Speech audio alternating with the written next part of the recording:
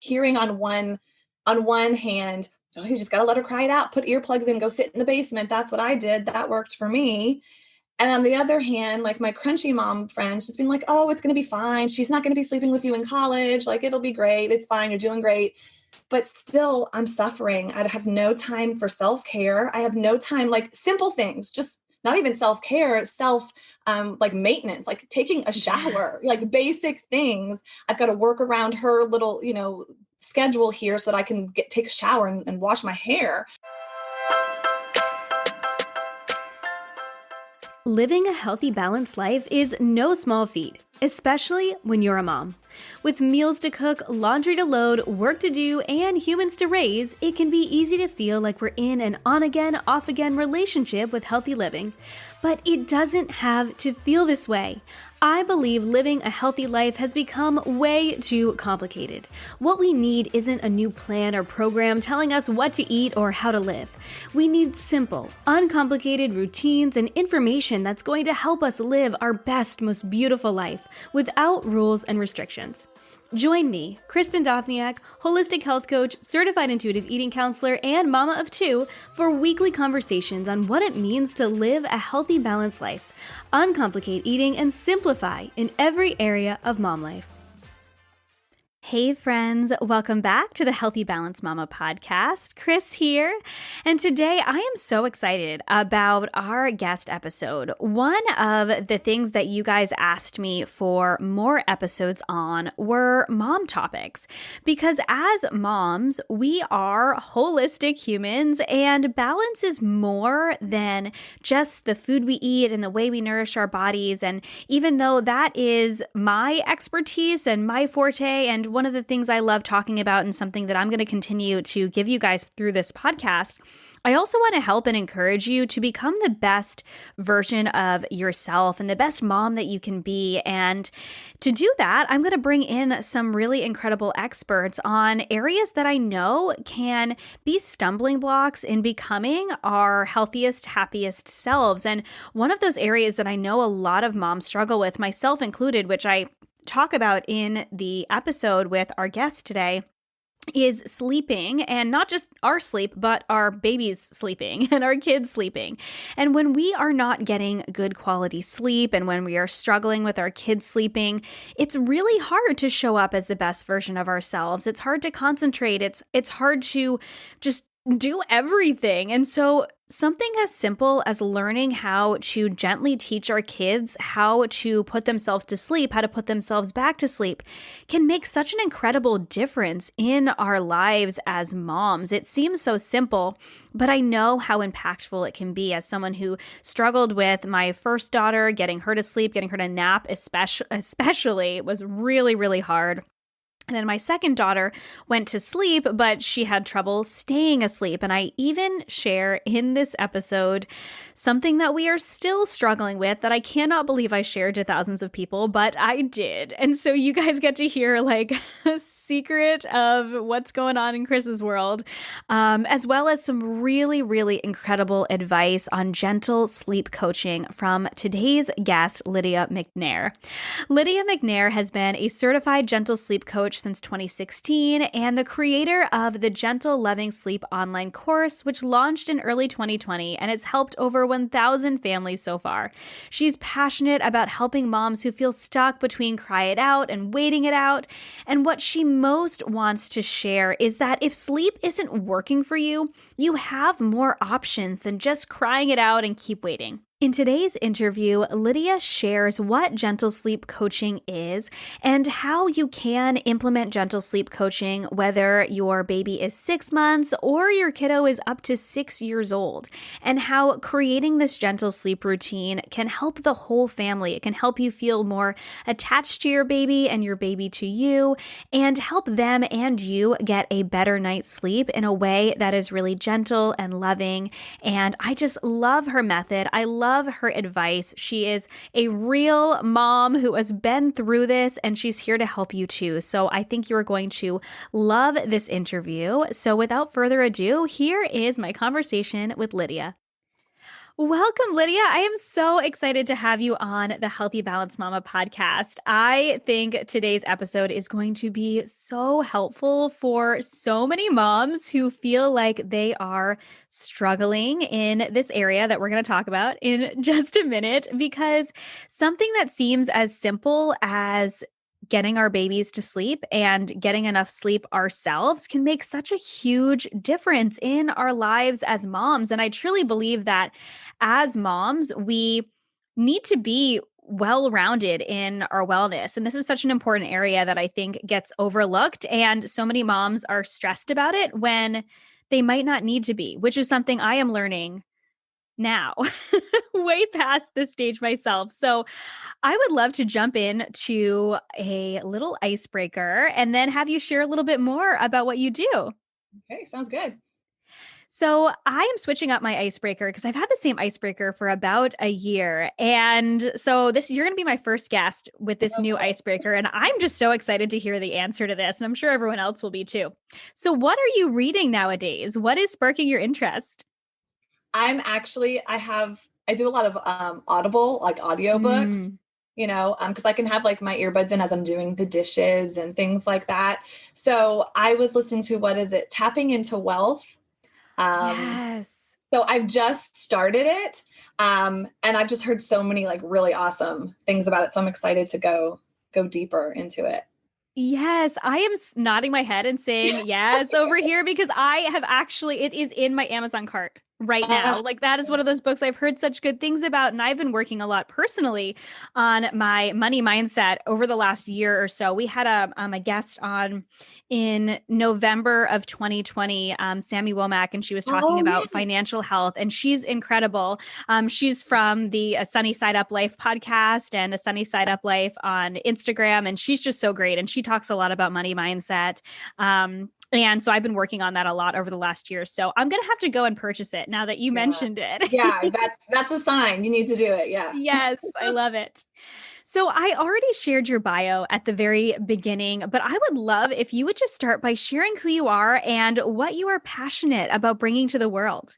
Yeah, so I'm Lydia McNair, as you said, and I am a gentle sleep coach. And my passion, I could talk about it forever. So I'm gonna like stop myself because I know you've got other questions. I am passionate about helping moms who are struggling, whose babies aren't sleeping well, or toddlers even aren't sleeping well, and they don't know what to do. And usually, like they're stuck, like they feel caught between cry it out and like staying doing what they're doing. And as one of my birth coach, like back when I was pregnant, one of the sayings she always used to say is, if you don't know your options, you don't have any. And so Mm. I want to let people know there's options. It's not cry it out and harsh and cold, or just keep doing what you're doing that's not working for you anymore. Yes. Oh my gosh. I love that. If you don't know your options, you don't have any. Oh my gosh. I think the work you do is so important. So, how did you get into it? How did you decide to become a gentle sleep coach? Other than knowing that there were more options, how did you find out that there were more options other than just that classic, like, let your baby cry until they eventually fall asleep? Yeah, it came from my own struggles. Um, my daughter is now 7.5, but when she was born, she completely, I mean, just completely rocked our world. It was not, and I wasn't unprepared. I wasn't like a 19-year-old mom. I mean, I was 29, 30, like I had been around babies and babysat, and I was very familiar with taking care of a baby. But she was, if you're not familiar, there's Dr. Sears has an article out there called The 12 Features of a High Needs Baby. Google that if you feel stuck, if any of what I'm saying is going to resonate. She was just very high needs and very intense.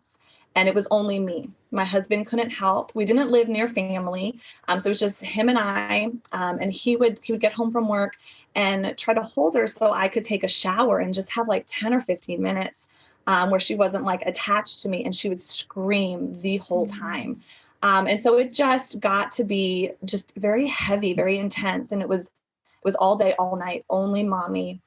And so I say like she came out screaming and she just didn't stop unless she was with me. That's when she would stop. And so we ended up in this accidental co-sleeping situation. And so like, it was fine in the beginning. Like, here's this brand new baby. Like, of course she's adjusting to the world on the outside, and she needs mommy. It's like, it's fine. And it just never got any better. I kept waiting for like, okay, soon she's going to start sleeping. Soon I'm going to be able to put her down. I'm going to be able to, do some things again. And it just never happened. And so it wasn't even just the co-sleeping, which I have nothing against, and in fact, sometimes recommend it to moms with newborns. But it was that I couldn't get her to sleep and then take a shower or watch a movie with my husband, because I would put her down and I would literally sit at the bottom of the stairs, like trying to have a conversation with my husband, but like listening, because I knew it was going to be 10, 15 minutes before she'd be up crying again. Maybe we'd get 30 or 45. Like, that was amazing. And so I was spent my night running up and down the stairs, rocking and nursing back to sleep. Until finally I would be like, all right, I guess I'm going to bed so that I can actually rest. So as you can imagine, going through this for months and months and months and months beyond infancy, 18 months of this, and it not getting any better. And then hearing on one hand, oh, you just got to let her cry it out, put earplugs in, go sit in the basement. That's what I did. That worked for me. And on the other hand, like my crunchy mom friends just being like, oh, it's going to be fine. She's not going to be sleeping with you in college. Like, it'll be great. It's fine. You're doing great.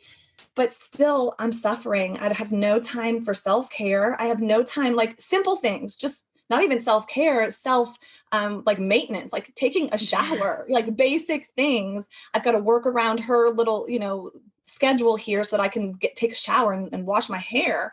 And then obviously the strain on my marriage. My husband, I always like to say, like, he is so supportive. He was never like, oh, you did this, it's because you're breastfeeding. Like, he was never like that. He understood, because together we tried multiple times different things, and nothing just ever stuck or worked or felt right.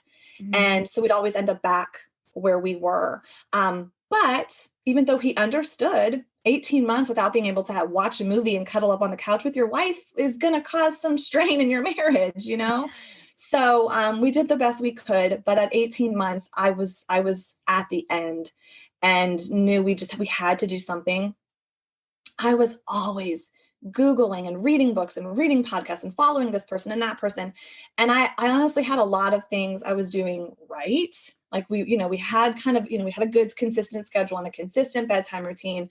But I was missing how to help her learn to fall asleep on her own without crying out. And that's what I stumbled across when she was 18 months, and it completely changed our lives. And then that just stirred a fire in me, because I was like, I know there's other moms out there that are kind of quietly suffering like me. Like, not everybody is happy co-sleeping for 3 or 4 years.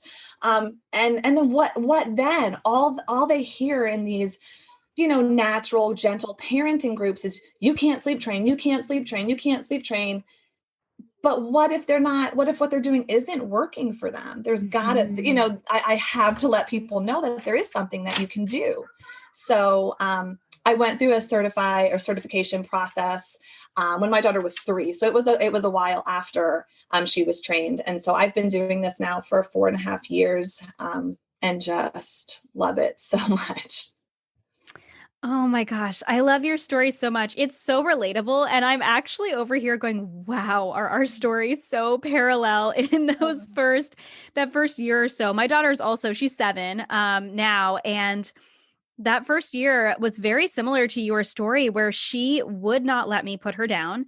And my husband and I worked together to get her to sleep at night, but we still also ended up in an accidental co-sleeping situation where I was open to it, but also very nervous about it. I was afraid I would hurt her, and she would not go to sleep without me. And eventually I just found myself researching how to co-sleep safely, because there was no other option. And then it was me during the day with her and my husband at work. And then he would come home and he would try. And I remember during the days, I was studying holistic nutrition at the time. And actually, I was doing a course on postnatal nutrition, on breastfeeding nutrition. And I would listen to my course in my headphones, walking through the house with her in the ergo, because that was the only way she would nap. She wouldn't nap without me. She wouldn't sleep next to me. And I remember when she was about 6 months old was when I decided to go back to work just part-time. I was still working part-time as a chef. So I have nutrition and chef training, and I was still working part-time as a chef. And my mom was watching her. And my mom finally got her down to sleep at night. And honestly, I don't even know how, and I don't even want to, because she was watching her at night so I could go work. And I remember just being so stressed out in those first 6 months, feeling like I was failing in so many ways because she just wouldn't sleep, and I was trying all of the things, and co-sleeping worked, but I knew it wasn't a permanent solution. And it was such a big struggle. And that was my first daughter, and my second daughter was a little bit different. She's always kind of been a better napper, but not so much a better sleeper at night. And we tried some different, more gentle things with her to get her to sleep at night. But I almost feel like it just ended up being like, well, her sister was going to sleep, and eventually she just learned to go to sleep with her sister. Yeah.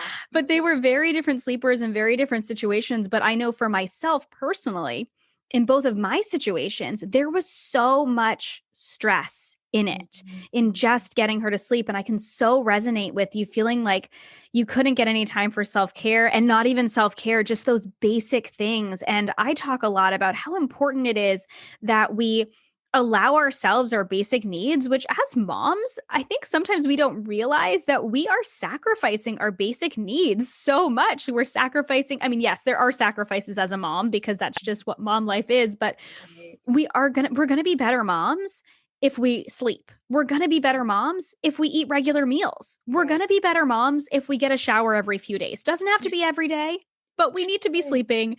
We need to be eating. We need to be doing these basic things. And if our baby's not sleeping is preventing us from just taking care of ourselves in those really basic ways, I think it can be so hard. So all that to say, I'm so here for this. And I'm so excited to share this information with moms like that I did not have and that you have. It's such a gift. So can you just share kind of for those who are new to the world of gentle sleep coaching? I know you mentioned that it's different than cry it out, right? So what does it mean to sleep coach but gently? What is it? Just give me the 401. Yes. Okay. So I have so many different analogies and ways to explain this. So traditional, what people usually think of with sleep training is the cry it out. So true cry it out extinction is you put the baby down, you walk out, you don't go back to morning no matter what. And then next to that, you have Ferber, which is touted as the more gentle option because you go in periodically and you increase your time, from 5 minutes to 10 minutes, 15, 20, and so on. And so that's touted as more gentle because you are going in to check on the baby briefly.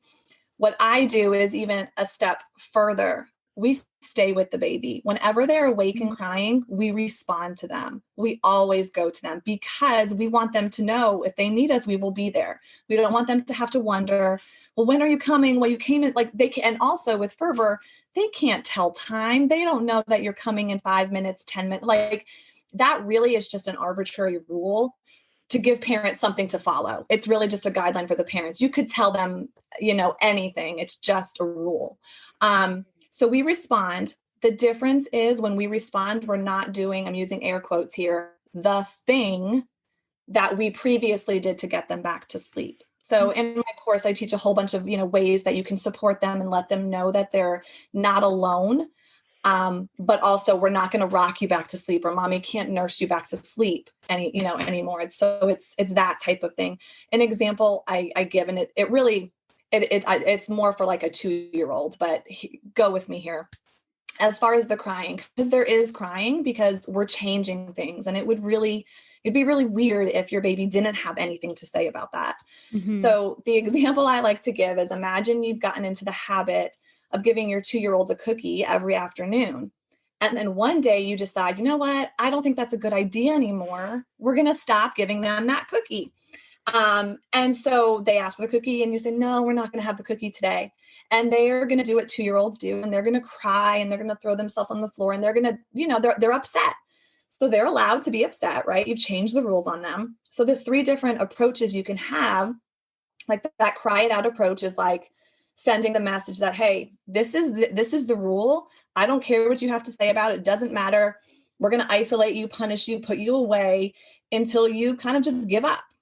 Then you've got the permissive approach, which is like, oh my gosh, you're crying. It's been 5 minutes. I can't handle it. Okay, fine. Here's the cookie. Also not a good situation. Then you have this middle of the road approach that says, hey, I know you're upset. I expect you to be upset. You really wanted that cookie, but we're not going to have it anymore. And mommy's here with you and I'll be with you while you are upset until you feel better and are ready to go about your day and finish playing. So I hope that makes sense. Yes. Yeah. And I can just, feel just like my body sort of like tensing up with the first example where I'm like, oh, that's so mean. Yeah. And then especially because I'm all about balance and I'm like, what's a cookie every now and again? But then, there is the, also just giving in and then going, well, that's not teaching good behavior techniques or whatever. And then that middle road just it feels so much more calm and peaceful and loving to our children. So I love that. I really like that example. And I think that it's so relatable for many moms where, I mean, we know our kids, if we just take something away, they're going to be mad. If somebody took my coffee away in the morning randomly, I would be very mad. Forget it. Yes. Right. Yes. Oh my gosh. So talking a little bit about child development, because I am a little bit of a nerd and I love this stuff. And I'm sure there are other moms out there who just kind of want all of the info on why this middle ground kind of works. Okay. When is it time to actually start gentle sleep coaching? Is there a time that's too early?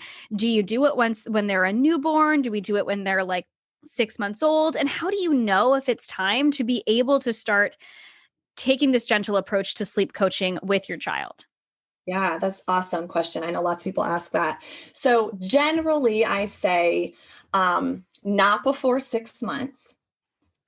And as far as knowing when it's time or when it's okay, another thing I like to say is these changes and developmental periods and things, it's not a light switch, it's a process. So generally 6 months.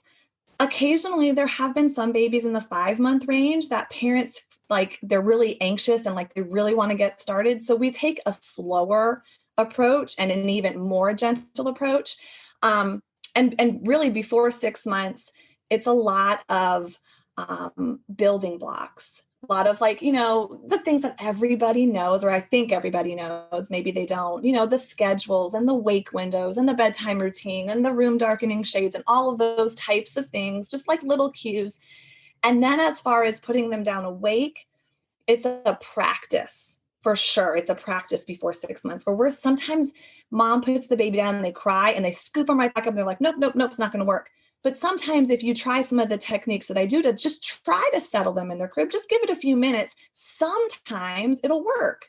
And a lot of times I say, before 6 months, let's just start with bedtime. In the middle of the night, do whatever is easiest, whatever. Bring the baby to bed, rock them, nurse them, feed them, whatever. Let's just see if the baby can do it at bedtime because that's the easiest time to learn. And if it doesn't feel right or it doesn't work, well, then it's not time yet. Like I said, it's practice. As far as when they're ready after 6 months, it's whenever mom is ready, really, whenever she feels like whatever she's doing isn't sustainable anymore. So a lot of times someone asks me this question, like, do you think everybody needs to sleep train by 6 months? And my answer is no, not at all, because sometimes it's so different for every family and every mom and baby relationship. You could have a 9-month-old and you were totally okay with getting up 3 times in the middle of the night to nurse them back to sleep. And there could be somebody else with a 6-month-old whose baby's only waking up once a night. And they're like, oh my gosh, my baby's a terrible sleeper. Like it's all relative. And so once you hit that 6-month mark, it really then is just about how do you feel? Do you feel your baby is ready? Do you feel ready? And then it's never really too late. I work with families mostly 6 months to 2 years, but there are some 3-year-olds that I work with as well. Beyond that, I personally don't do a whole lot, but I am trained up to age 6, but I just don't see a lot of that in my practice. That's so cool that you can do it that late. I'm very thankful that my daughters are now 7 and 3, and they are at this point pretty good sleepers, though my 3-year-old doesn't nap anymore. Oh, that's a sad day. Really sad day. Oh my gosh. She lasted longer than her sister. Her older sister stopped napping at 2, and Oh, there was nothing we could do to get her to nap. My little one still naps if she stays at school for a full day. Normally she only does half days, but if she stays at school, all the other kids nap. So she'll nap. She'll still fall nice. asleep in the car sometimes. I mean, that's not an ideal sleeping situation at all, but she will. My oldest did not ever. So, my kiddos are a little bit older now, but I can imagine how many years of stress that is for moms. And I know that I have mom friends whose kids don't sleep for the first 4 or 5 years. And I'm like, how are you even surviving with Yeah. so little sleep, waking up multiple times a night? And I think this is one of those things where we're caring for ourselves and we're caring for our babies or our children at the same time, just really finding the I don't even know, confidence really to be able to get our babies to sleep and to say it doesn't have to be like this. I think Yeah. so often we just assume that like this is just the way it is, but there is something that we can do. And so I love that there is this other option that they can do. Mhm. So kind of going off of the nerdiness and loving to hear about, okay, child development and around 6 months, but it's when you're ready. How does the actual science of sleep kind of play into this gentle sleep coaching method? Because I know you talked about wanting to put them to sleep awake so that Mhm. they learn how to put themselves to sleep, which is a really important skill because I know that even myself as an adult sometimes have a hard time putting myself to sleep. No, me too. So teaching them how to put themselves to sleep, how does that come into play? And how do we teach them that through gentle sleep coaching? I know that you do the more in-depth coaching with the clients that you work with, but how does that kind of play into it?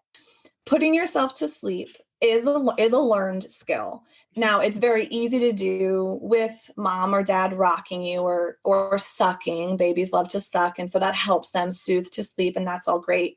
Once they hit, it really happens. It can happen anytime, but usually like around 3-ish months, sometimes even earlier, and usually by 6 months, if it hasn't happened before, a mom may have a baby who previously she was nursing to sleep and was able to put down, Mhm. unlike my experience, but was able to put down and have them sleep for 3, 4, 5 hour stretch. And like, that's great. And Yeah. then they call me and they're like, oh my gosh, she turned 4 months and forget it. Now this kid wakes up the second, her butt hits the crib. What's going on? What changed? I don't understand.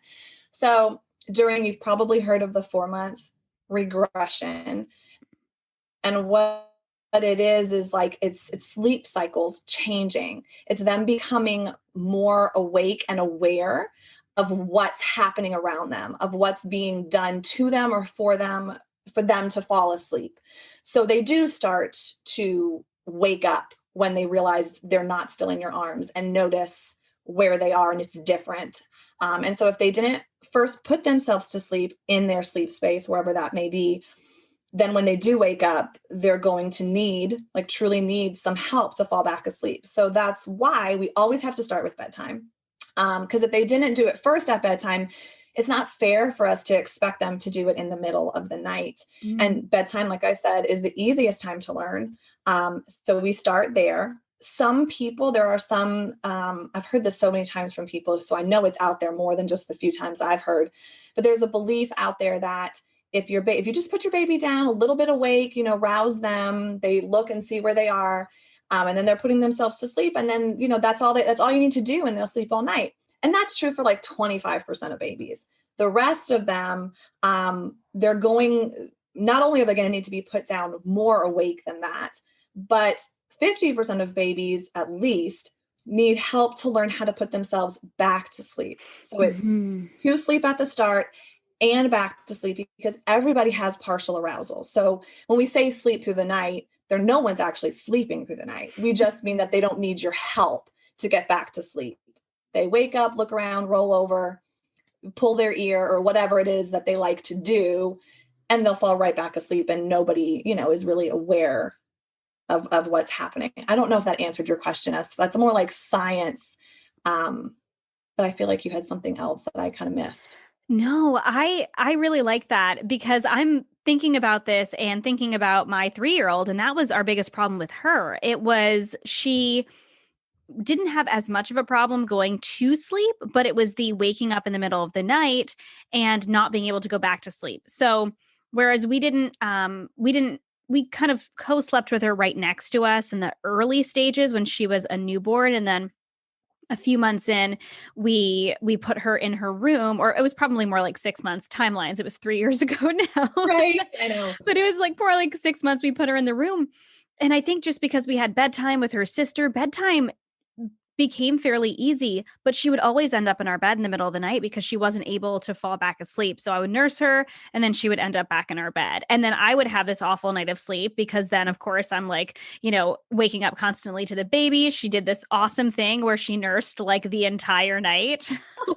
And I mean, I had a great experience nursing my babies, but it was like, okay, I need a break. And you can't say no to a nursing baby, right? So having those skills to be able to teach her how to put herself back to sleep in the middle of the night would have been really, really beneficial. So no, I think that totally answers the question of it being more than there's going to be so many people out there who are like, what do you mean we don't sleep through the night? And this is something I probably only learned a few years ago. And you think that when you fall asleep, I know we hear about the different stages of sleep, but in between those different stages of sleep, we have those little bits of arousal where we wake up a little bit, but we just know how to put ourselves back to sleep as an adult. But it's not necessarily true for babies who are new to the world, or young children who are still fairly new to the world and new to sleep. And they weren't, constantly rocked to sleep in their mom's belly. Right. And so they do need to learn that skill. And so I'm sure there are people out there like, what do you mean we don't sleep through the night either? But we don't. And so that's really important that we can help our kids with that. Yeah. Yeah. So I'm curious if you can share maybe some of the ways that you would help a baby learn to fall back asleep in the middle of the night. Maybe just a couple tools. So if there is a mom listening and she's like, oh my gosh, that's my struggle. Maybe bedtime is something that they're working on, and they're working on gently putting their baby to sleep and going back every time so that the baby knows that they're encouraged and that you're going to be there for them. Do you do the same thing in the middle of the night? Is there anything different you do in the middle of the night? Yeah, no, that's great. That's a great question. Yes, it's the same exact thing. That's because we want to create consistency, security, so that they're not, a lot of times parents, when they kind of try things on their own, and I'm happy to give a couple tips, but like when they try things on their own, they're like, it didn't work.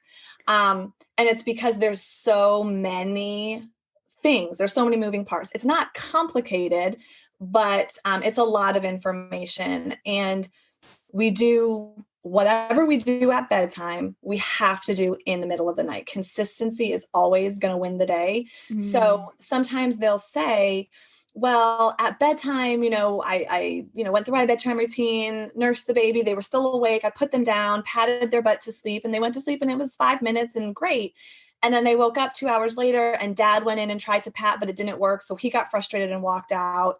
Then I sent him back in. So then he rocked the baby, put the baby down. The baby then woke up. Then I went in an hour later and I nursed the baby. And so it's just all this different things. There's no consistency. And while it seems like to you, you're trying all these things before you end up feeding the baby, or doing whatever your thing is, your main crutch. And I say, if you're going to end up doing the thing anyway, just do it, because you're confusing your baby, and everybody is losing more and more sleep until you are officially ready to like go all in. Just do the thing. It's fine. No guilt. Bring the baby to your bed, rock the baby, like whatever, it's fine. But as far as like tips, so again, we have to start at bedtime. If your baby's falling asleep within 5 minutes, even though they're awake, they're falling asleep within 5 minutes, and you're seeing frequent wakings overnight, it's not just like 1 or 2 quick feed back to sleep type of things, then chances are for them, they're not being put down awake enough. So one of the first things that we do is we have to look at the schedule, because an overtired or an undertired baby is going to have difficulty. If we're putting them down too drowsy past their ideal wake window, three things normally happen. It's either difficult to get them to sleep, difficult to keep them asleep, or difficult for them to sleep long enough. And then you may see early rising, this baby who's up at 5 o'clock in the morning, and that's it. No matter what you do, they're up at 5. Usually that's overtired. So we got to start there. Okay. So sometimes that's why when people are like, oh, well, I tried and it didn't work. It may be that the baby's over or under tired, or something's off with the schedule or your bedtime routine. So tip 1 is we have to move the last feed to step 1. Even if they're awake when you finish nursing or finish giving that bottle, if it's the last thing, for a lot of babies, not every baby, but for a lot of babies, it's the last thing they remember. And so when they wake up, they want that again. So we have to move it to step 1. We've got to put the baby down. Usually I say, like, if you think of sleep on a scale of 1 to 10, with 1 being awake and 10 being asleep, we're looking at like a 7. Like, they've got to be, it's not your job to get your baby very, very drowsy. That's the wake window. That's the schedule. That's your timing. It's just your job to have a few consistent things that you do every day or every night at bedtime that send the message to your baby that it's time, like sleep is coming. And so you don't have to rock your baby and wait till their eyes start getting heavy and then put them down, because that backfires a lot of the time. They get really upset. So that's one thing.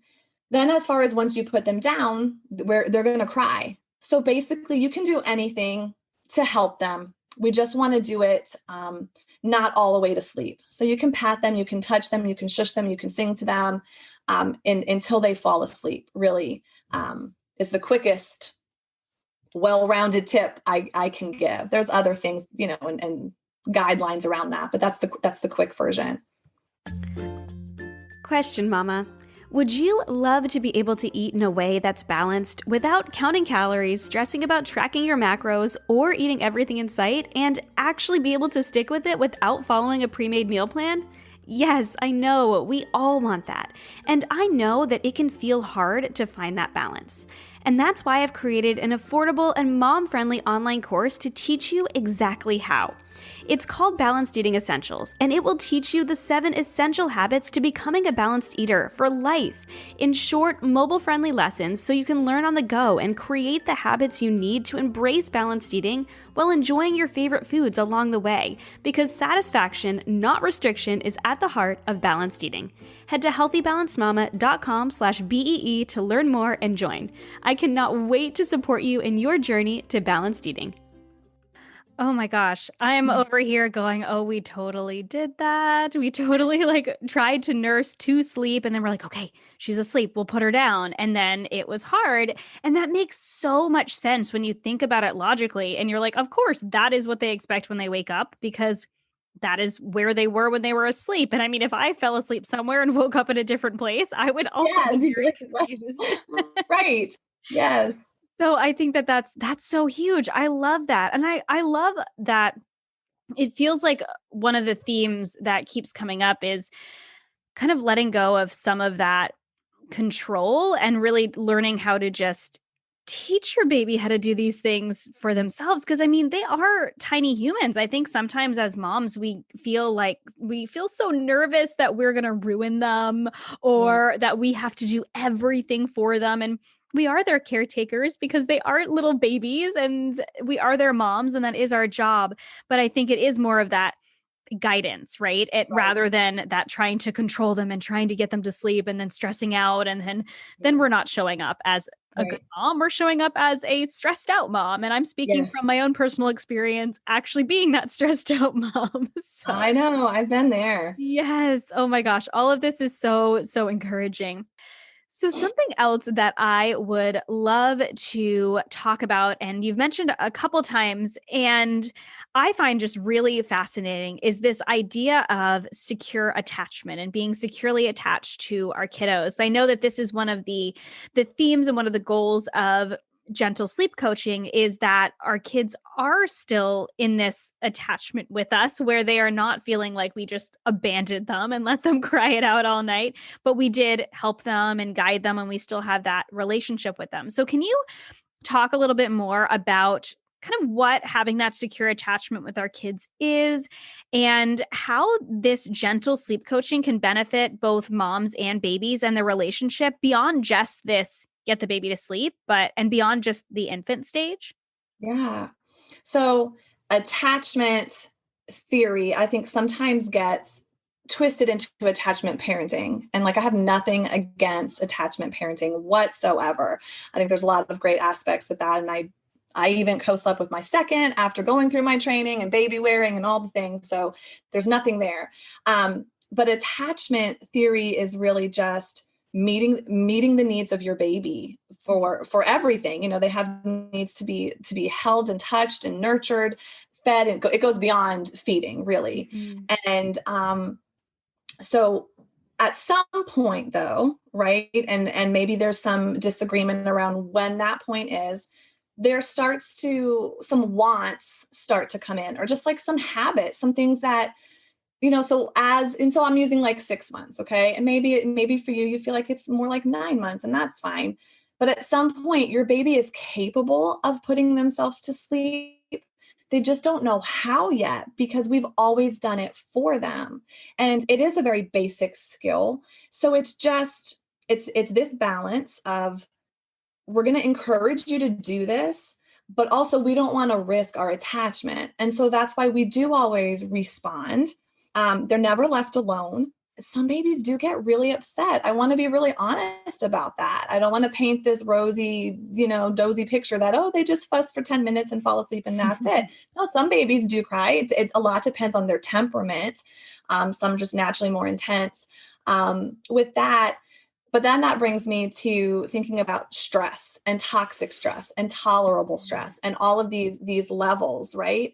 So the risk with Cry It Out is that some babies may reach this toxic stress level. And not all babies will, but we don't know if they will until it's done. So that's why that's never my first place to go, is leave a baby alone to cry, right? But I think it's Harvard that did a study, and there's probably others out there, that when a baby is crying, when they're changing, right? They don't know necessarily what to expect or how to put themselves to sleep yet. What protects their brain is having a caregiver present, a loving caregiver, someone that they know, that they're familiar with, mom, dad, grandparent, with them, that acts as a buffer for their brain. And while they are under some stress, it protects them from going into toxic stress. There is some level of stress that needs to happen for growth to happen, right? Like if you're working out in a gym and you want to build big muscles, you're not going to get there by curling 5-pound weights. You're just not. You've got to put your body under a little bit of stress to grow. And so having the parent there offering support and being present with the child and being that calm, reassuring base that is attachment theory, that's how it's different, and that's how it works, and how we protect the baby from going into distress mode.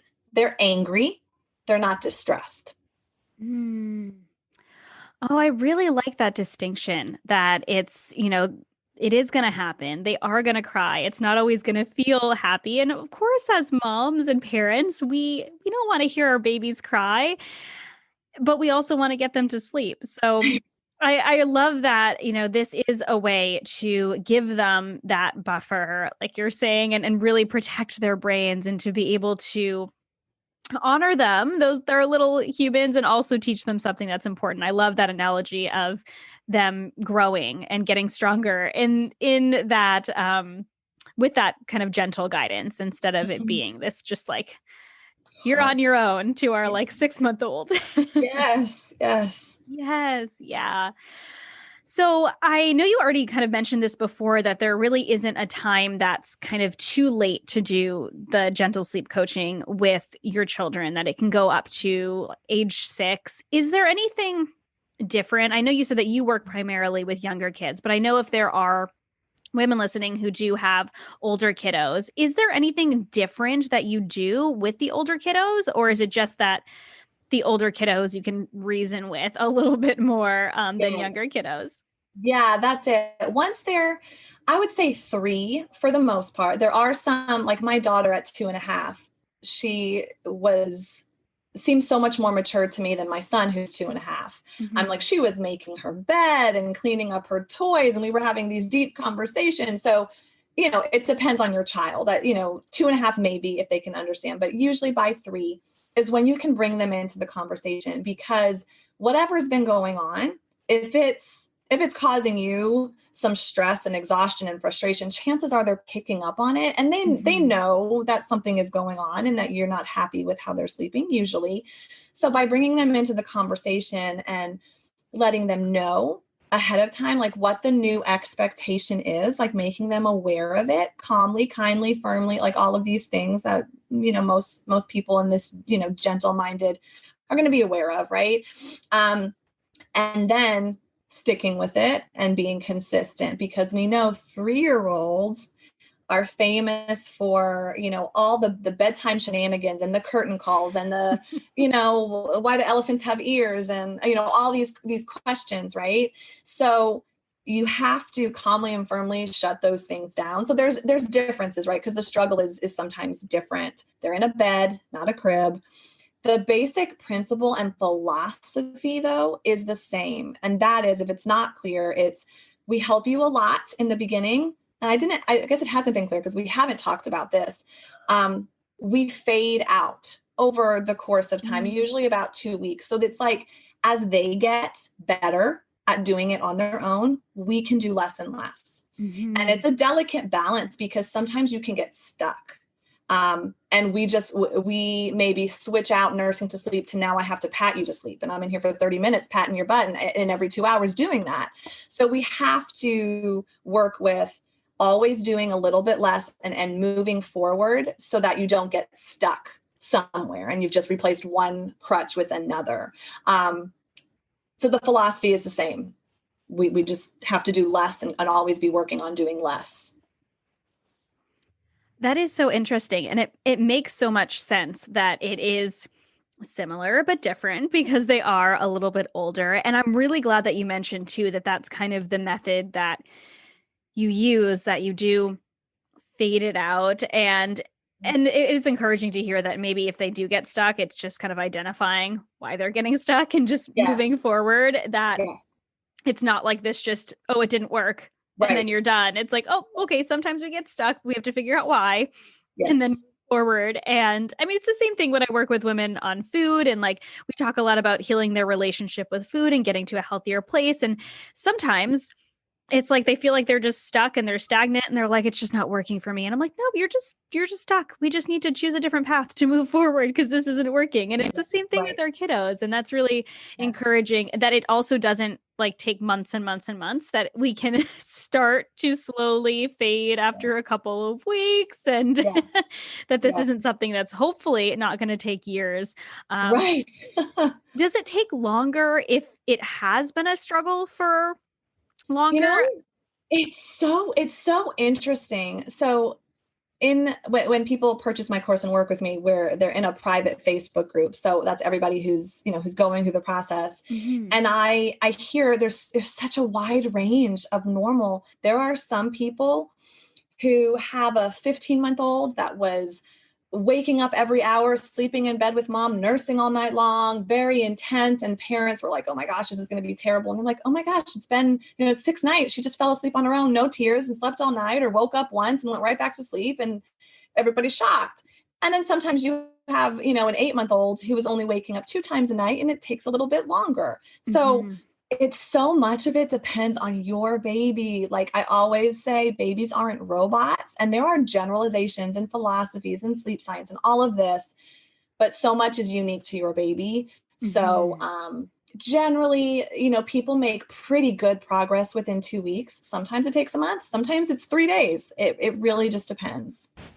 Yeah. Oh, that's encouraging though, that we are all different. Like, so are our babies, and that it might take a little bit more time. And I love that you provide that support for moms too, because I think this would be something that I remember with my 3-year-old researching all of these, like how to get her back to sleep things. Cause we're like, she seems to be a quote unquote good sleeper, except she wasn't, because she woke up multiple times during the night. So she was not a good sleeper. She was just a good fall asleeper, or I would nurse her to sleep and she would sleep for a few hours and then wake up, and then it would be hard.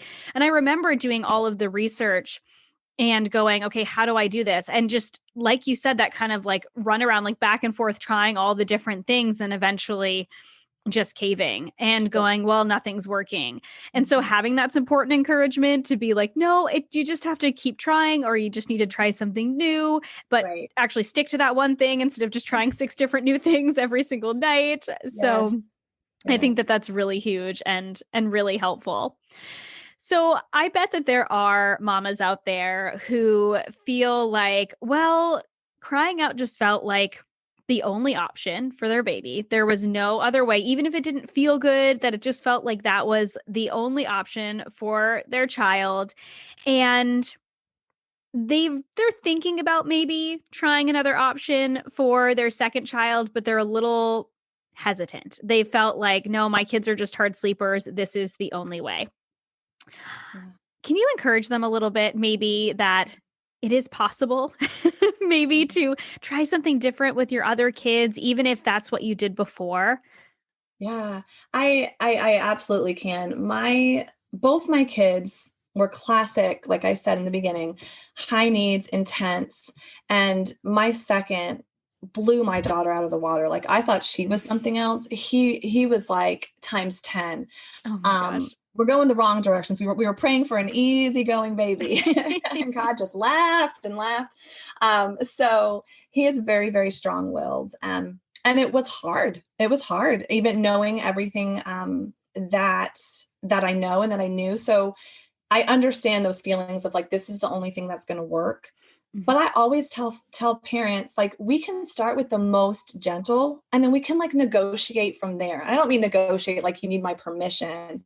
I just mean there are a couple families that come to mind. It's not a lot, a small handful over the years that have ended up with like a Ferber type approach. Mhm. That's never me pushing. That's them. And I give them some, I want them to not feel guilty. I want there to be some grace there because too, if we start the most gentle and we're working on things and then we end up there, that's a whole lot different than just starting there. Because we are Mm. still fading out, right? Like if your baby was used to being nursed to sleep and rocked to sleep 5 times a night, and then all of a sudden they're 100% on their own, that's huge. But if you go through like the gentle coaching process and you make some progress and like there's some consistency and you're doing less and they're adjusting to the new expectation, and now they know, okay, I'm all night in my crib now. I'm not going to mom, and they've gotten there with your help and support. Then you end up being like, okay, we've got to do some time checks here because I think my presence is causing you some, frustration. P.S. I have another side, training in the course about if your child is, overstimulated by your presence, where you can still be in the room and do things differently. But if you end up there, it's still, I think, a whole lot better than just starting there. And if you have to end up there, you do. And you don't need to feel guilty about it because every baby is different. And I strongly, strongly rely on two things: the baby's behavior and what it's telling us, and mom's instinct Mm. together, along with like what I teach. I always tell moms, like, take what I teach, but you got to view it through your instincts and your baby. You got to filter it Mm. because your baby is unique and different. Yes. Oh my gosh. I love that so much. So encouraging and also so much grace in that and going like we're all different and we're all different families, and it's just about us doing our best and the best thing that we can for our babies. It's okay to try something new.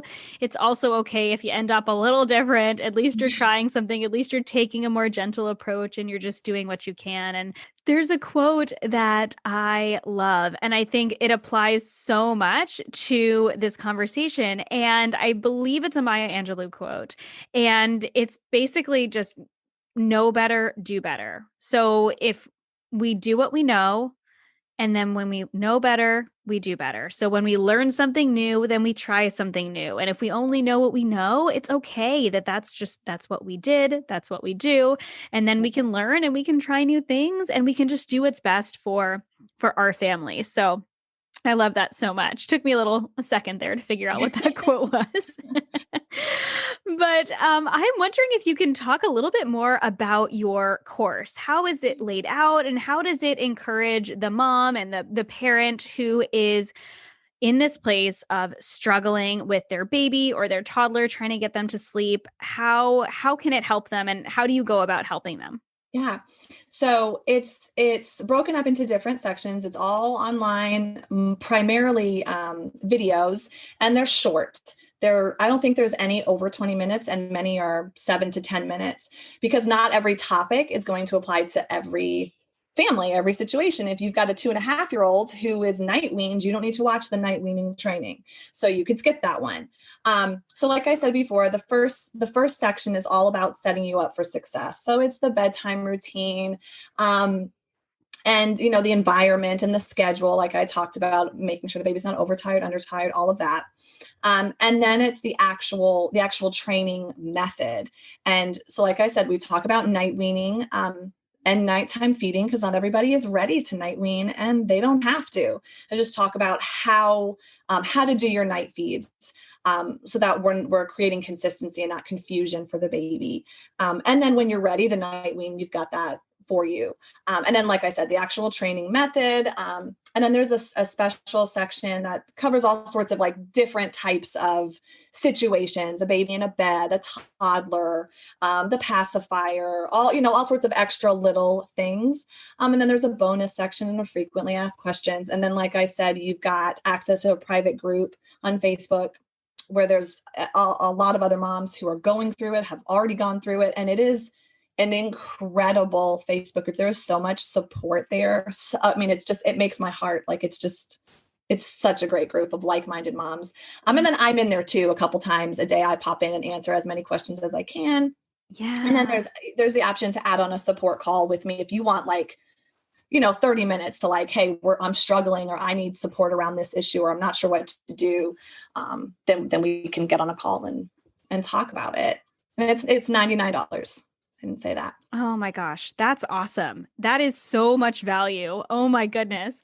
And I am someone who has my own coaching community. So I love the community, but I love when women especially come together and support each other and can share our struggles with each other in whatever it is, because it makes us feel like we're not alone, because we know that we are not the only parents out there who have struggled with sleep with our kids, but sometimes it can feel like that. Sometimes it can feel like all of our friends' kids are sleeping, so why isn't mine? And so I can imagine how helpful that is to have that resource.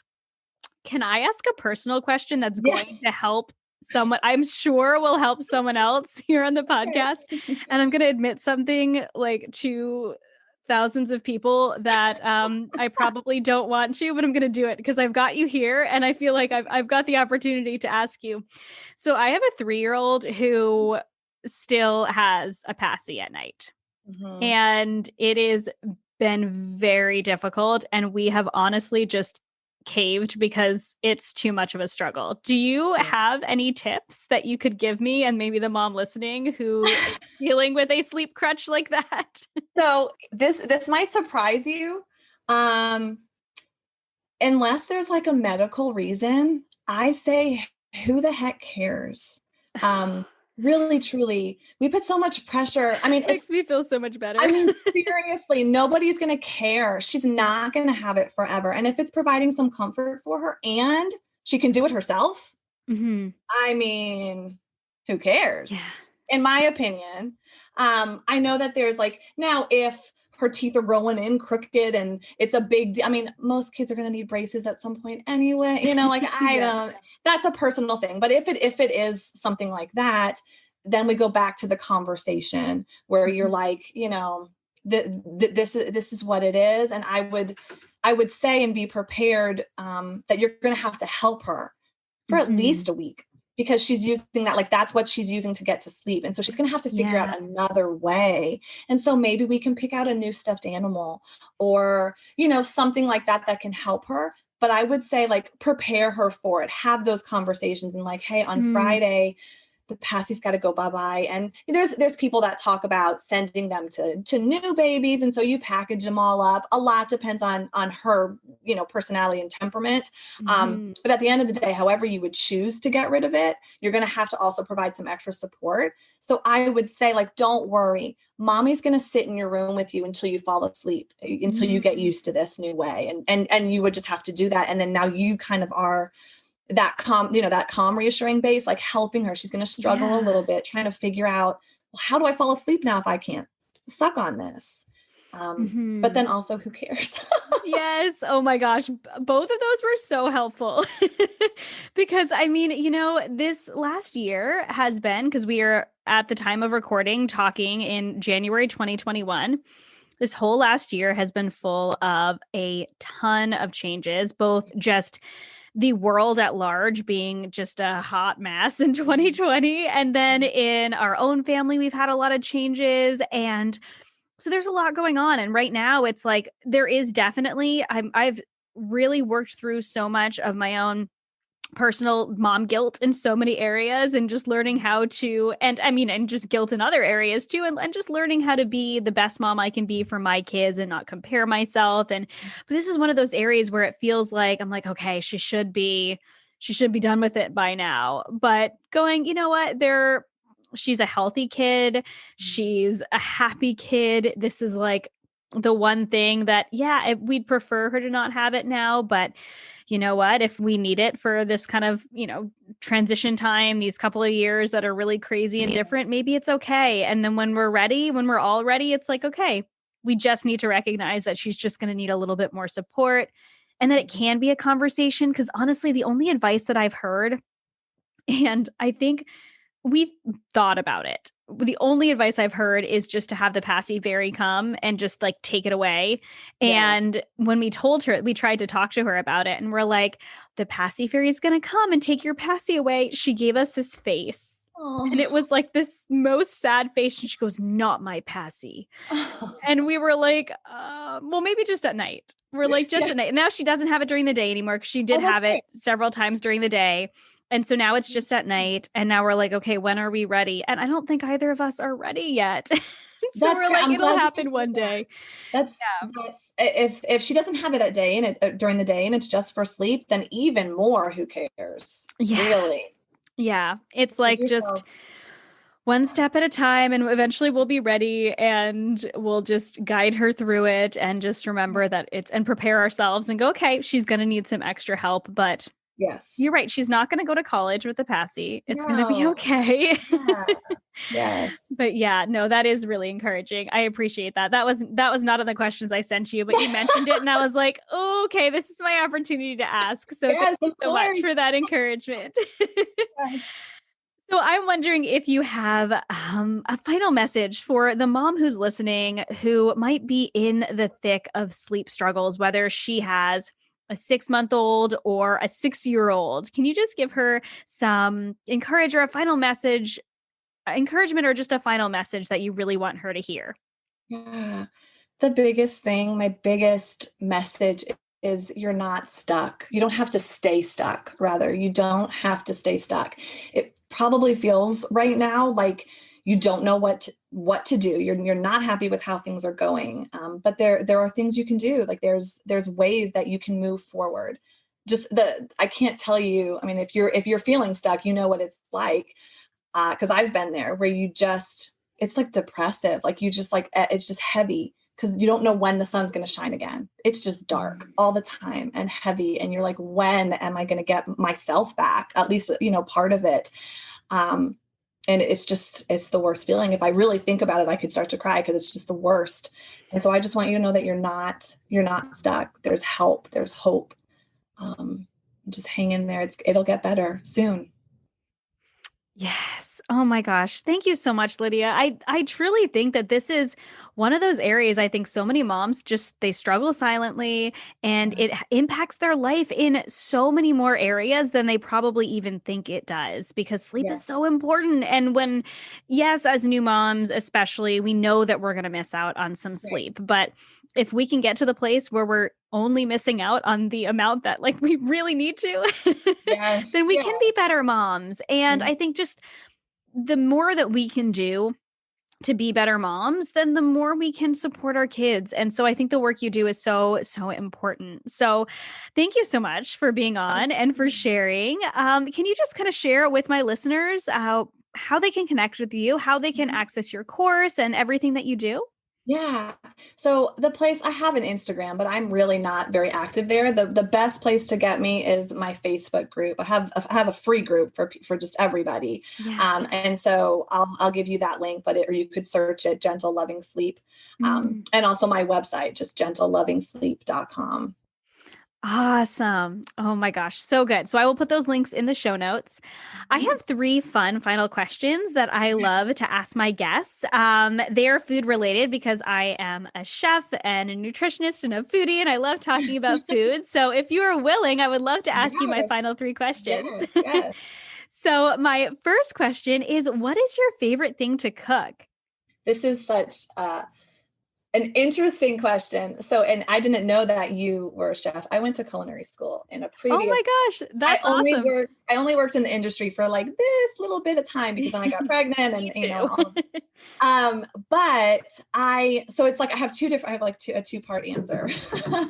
Nowadays, as a mom, my favorite thing to cook are things that are very simple. Mhm. So I love in the summertime to like make a nice, marinade with citrus and like, orange and lime and cilantro and garlic and quickly marinate it and then grill it and roast a bunch of vegetables. Like that is like, Mm. I could just eat that up every single day in the summer. And then the second part is I love cooking for a big group of people, like a Thanksgiving meal, Mm. because it takes me back. And obviously, I'm the only one doing it. But like, if you've worked in the restaurant business, like those ticket comes in, I was in fine dining, so we had, like everything has to go out at the same time, and you've got all these Yeah. different things. And you're like making eye contact with the fish guy and this guy, and you're trying to like time everything. And so doing like a Yes. big meal like that, where I'm like coordinating like the turkey and the stuffing and the green, and I'm like, I love it. And so I really enjoy doing something like that. Not every day, obviously. Oh my gosh, I love that so much. I had no idea that you were a chef too. And so this is so fun. I'm like listening, going, yes, I love that. I really only worked in the industry for about 5 years as an actual chef. I taught cooking classes and I was a personal chef and I did catering. Oh, Um, how and then great. I've continued to teach cooking classes, but I worked at a yacht club for a couple years. Oh, And so I how did cool. some fine dining. For about 5 years, but nothing too crazy. But I can 100% imagine like that same situation you're talking about. And I'm going, Yeah. yes, I love that. I love whenever I have the opportunity to do that. We've hosted a Easter at our house for the last Oh, couple of years. And then we did Christmas this year because it was just us and our parents because right. much smaller Christmas this year. But Yes. I live for that too. And I remember my mom being like, are you okay doing everything? And I'm like, oh my gosh, yes, this is fun for me. So Yes. I love that so much. And that also sounds like an ideal summer meal for me. So I will be coming over for dinner next summer. That's awesome. I love it. Okay, so then you are a busy mom yourself, and I'm sure it's awesome whenever you get someone else to cook for you or you are able to go out to eat. So, what is your favorite thing to order or have someone else cook for you? Nobody cooks for me. My husband can't do anything. he and he doesn't really even have a desire to try. But one of our favorite things, really over like this COVID time, we would order takeout like once a week or every other week from this. I think it's like a Lebanese place Mm. locally, and they do these like family platters, and they had like chicken shawarma and rice and peppers and onions and like the best like fresh hummus and pita bread. And that Mm. was just like, and the kids ate it, which was like, it makes it enjoyable, Yes. but everybody can enjoy it. So that's really good. I really enjoyed that. Oh my gosh, I love And that. the My occasional pizza. I like to order. Yes. I love pizza too. Those both sound so delicious. My great grandmother was Syrian, and so I love that Middle Eastern type Oh food. yes. And yeah, and it's always the best too when you're like, I love this, and my kids also love this. That's the best Yes. meal because it's a peaceful Oh, meal, right? yes, yes, exactly. Oh, I love it. So this is the Healthy Balance Mama podcast. So we love to encourage moms to find balance in every area of their lives. And I love to ask the question, what does your beautiful balance mean to you? I'm always working on this. And I've learned recently, like I used to think balance meant you had 50, you have 15 plates in the air, right? Like all these different things, and you've got to balance them all. And then I learned that's actually not what it is. It's the appropriate attention on the appropriate thing at the appropriate time. And so it shifts. And so, I homeschool my daughter. I have a business. I run a household. I have a 2.5-year-old little wild man. There's so many different, we're moving, like there's a whole bunch of stuff in the air. And so I guess it's knowing that I'm not everything to everyone at the same time and being okay with that and being like, hey, this is work time. Then it's school time. Then it's this time. And knowing that it's okay to not do everything and be everything to everyone all the time. Oh my gosh. Yes. I am nodding along with you and going, there is definitely a mom out there, several moms who needed that encouragement today. Oh my gosh. So, so good. Oh, Lydia, thank you so much. This was such an awesome conversation. I know that I'm past those baby sleep stages, but this was helpful to me, even knowing that I can pass some of these things and just your resources to moms I know who do have little ones who are struggling with this. And I know that so many moms listening are going to benefit from this. So thank you so much for taking the time to be with me and talk with me and to answer my question too, and just for the work that you do. Hey friends, Chris here again. I hope you loved my interview today with Lydia McNair. I wanted to mention that right after our interview, Lydia let me know that she created a special resource just for Healthy Balance Mama podcast listeners with the first steps you need in order to set yourself up for success for the gentle, loving sleep method. So I'm going to put the link to that in the show notes. I hope you enjoy, and I hope you enjoyed today's interview. Thank you so much for listening to this episode of the Healthy Balance Mama podcast. If you loved it, would you take a screenshot and share it with a friend over on Instagram and tag me in it? It helps me so much to know what you love and are taking away from each episode. If you really loved it, would you hop over to iTunes and give me a star rating and review? Every rating and review helps this podcast be seen and heard by more women who need to hear the message of balance and wellness without deprivation.